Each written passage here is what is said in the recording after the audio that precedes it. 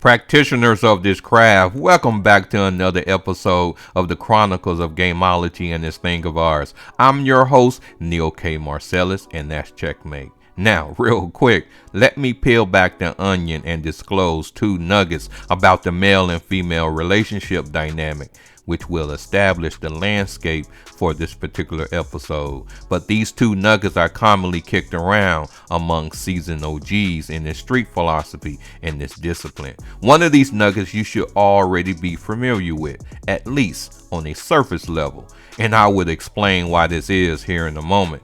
But this first nugget, it's about a man's masculinity. It craves feminine diversity.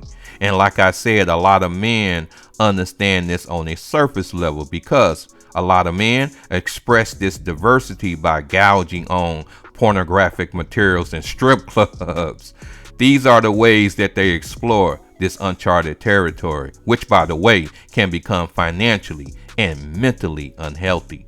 But on the opposite end of the spectrum, this second nugget, as it pertains to the woman, her femininity, it craves masculine perplexity, which is the power and mystery associated with being looked upon as an enigma and a tough nut to crack.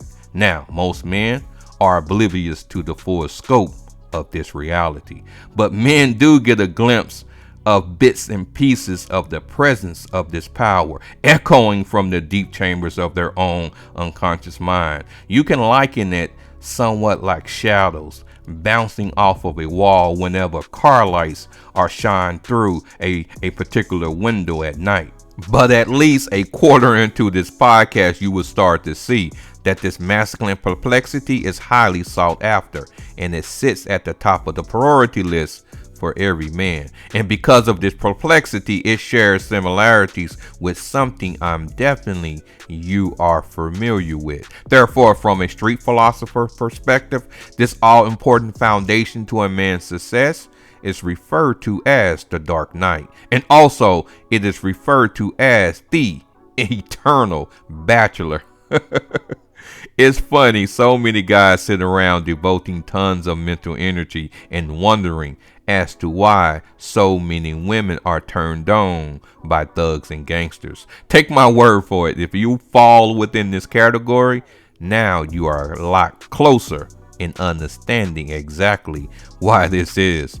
You see, this dark night persona, this masculine perplexity, or wow factor, if you will, women instinctively seek out this dark night persona within men to a large extent because of their prehistoric grandmothers who passed on this inkling and whisper intertwined in their biological and unconscious makeup. So to all of my fellas who's listening, lean in a little bit and peep game.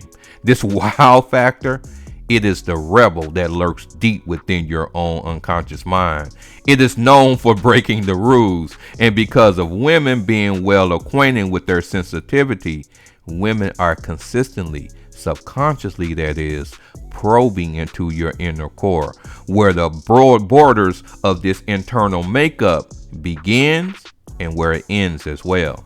She is infatuated with the struggle of having a man who she can easily control versus a man who will, at a drop of a hat, put her ass on notice. So because of this tension that is organically created within a woman's psyche, men instinctively seek out to possess this alluring power, which is this wow factor. Also, this wow factor, it is the hero who always gets the girl. And put a mental sticky note into this concept surrounding this hero persona.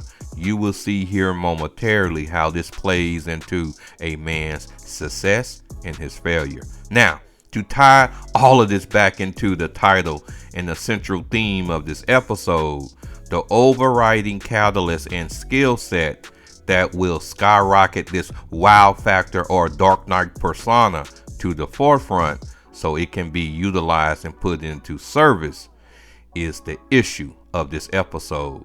And as a result of all of the confusion and ambiguity associated with this nugget I just shared with you, This is where the shit get all twisted and discombobulated, because this wow factor or dark knight persona that all men is consistently seeking can never, and I repeat, can never be established through conventional and direct learning methods.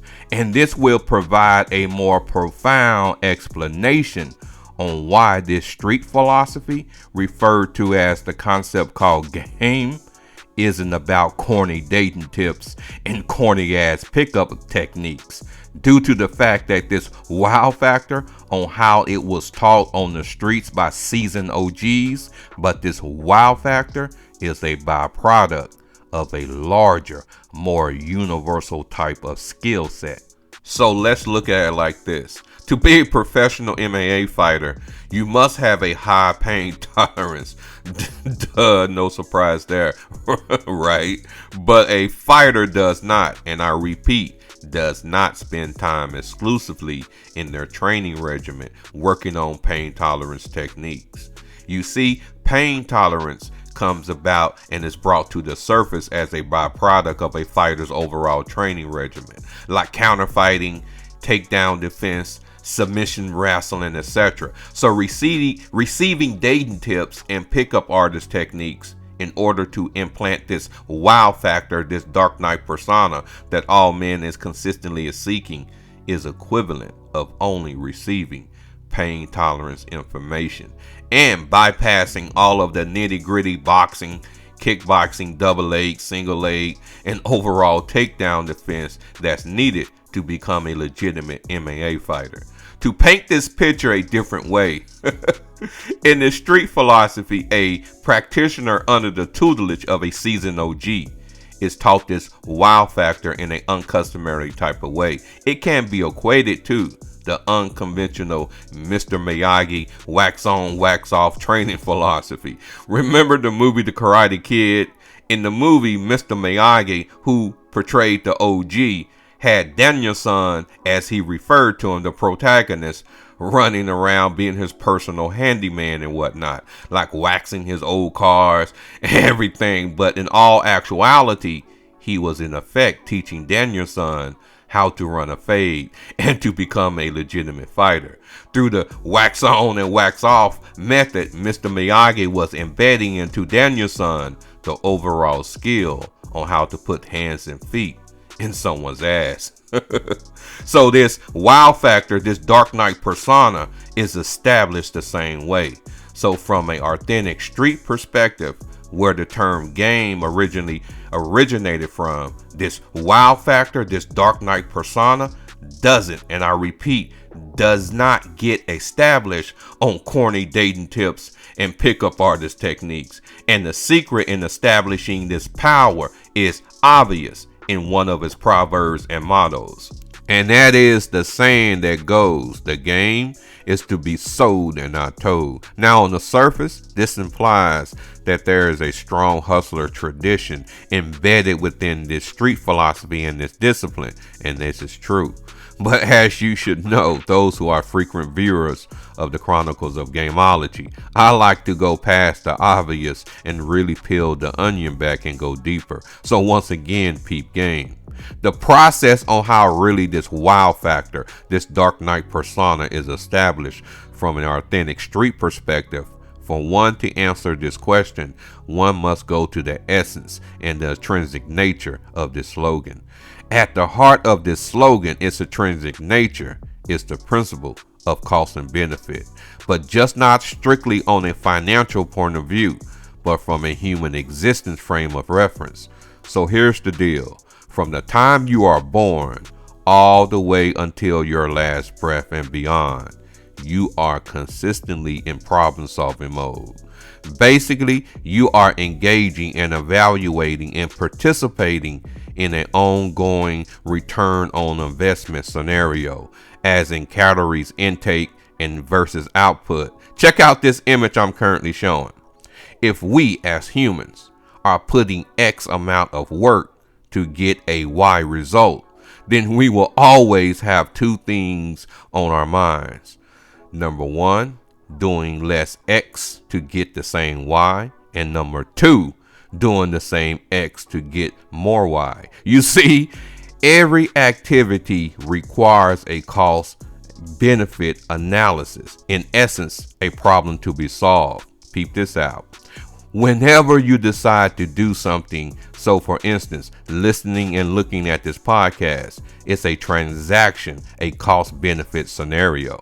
On a subconscious level, you're trying to get more for less, either more benefit for the same cost or the same benefit for less cost. And this comes down to measuring four particular things: risk, uncertainty, time, and discomfort. Here's the problem. And when I say problem, I don't mean emotional problem or physical problem necessarily. I mean problem as in problem to be solved. So the intrinsic and essence of this slogan is for one to become a master problem solver.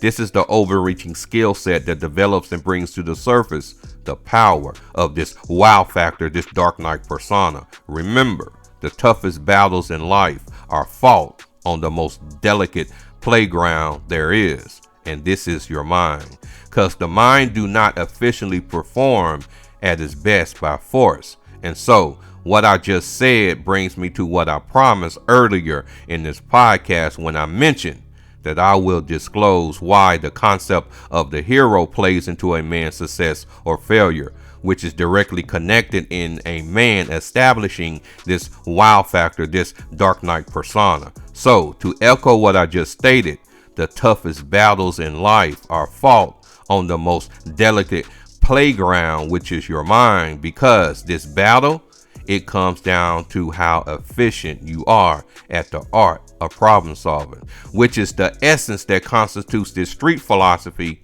called game, because this requires active thinking versus passive thinking capabilities. Remember, thinking is the hardest thing for an individual to engage in, and this is why most refrain from doing it.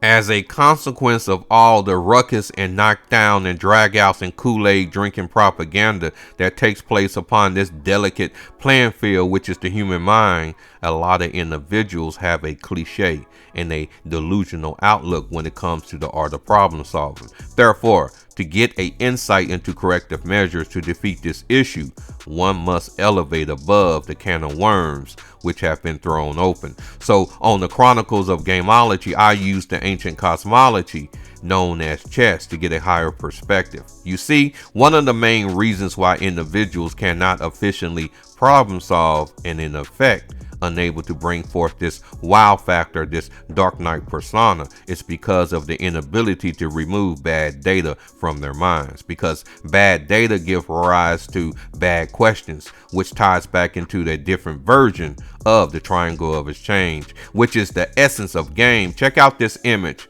I'm now showing. I did a whole episode breaking down this concept. Here's the link. Check it out once you get through viewing this episode. Swinging back to this information on bad data. If bad data is not removed, then illogical and illegitimate questions would keep coming up. So bad data and illegitimate questions becomes counterproductive. And in effect, they both undermine and wreak havoc on one another, making it impossible to implement any sort of game. And so the utensils and all the moving parts that make up the game of chess provides insight into the solution. And remember, this will also give you the aha moment on answering that issue, dealing with how the concept of the hero plays into a man's success or failure. Therefore, when looking at the game of chess, it can represent a battlefield. Each kind of chess piece has a unique way it can be maneuvered, establishing the different degrees of attack one's choices a chess player can make. So for example, the queen provides the most versatility when it comes to a chess player and their options, and the pawn provides the least. You see, chess is all about establishing the independence of your agency, your educated choices, which speaks to the power and science of prioritizing. Chess is a multi-purpose endeavor. Circling back to that image of the triangle of exchange and answering why the concept of the hero plays into a man's success or failure. Here's the thing, zeroing in on this image. At the top of this triangle, this represents the hero's character, this wow factor, the Dark Knight persona. Remember, the Dark Knight is also an anti-hero, but all of this is lurking in the deep recesses of your unconscious mind. But back to this triangle, at the top, it represents your shaping factors, the educated choices, or not, but these are the premises you use to maneuver on this chessboard we call life. Now, moving to the right corner of this triangle, it represents the hero's falls from grace, the questions, the problems on this chessboard that you are consistently dealing with. And the left side of this triangle, it represents the recovery of the hero, the solutions to the issues of life that would bring back the hero into a state of greatness, the answer, the cure, the way out, the silver bullet, etc. Once again, all of this ties back into the art and skill set of problem solving. You see, lay your eyes on this image I'm currently showing. Our unconscious mind has 7 levels that make up its composition. This 4th level represents our instinctual know-how of how things work and how they are interconnected, and exactly how one's priority of actions, or lack thereof, affects every outcome. Because this wow factor, this Dark Knight persona, is a multifunctional tool. It isn't just a tool to use so one can be debonair, stylish, and charming when it comes to the ladies. It provides a special and a unique form of leadership that a man must use in every endeavor he deals with. To summarize and bring this to a conclusion, bad data can produce many illegitimate questions. Having game from an authentic street perspective is about a practitioner being able to recognize bad data, which illegitimate questions reinforces. Being game goofy doesn't allow someone to see the bad data that sits behind various questions that individual is bombarded with on a 24/7 basis. Even if a half-assed answer is achieved, it does not put an end to the stream of illegitimate questions arising from bad data. The answers will most likely worsen the situation overall. So, every outcome has its cause, and every predicament has its solutions. And so for a gameologist, this highlights the necessity in establishing this wow factor, this Dark Knight persona. Now, that's checkmate. Thanks for watching. We'll definitely catch you on the next episode.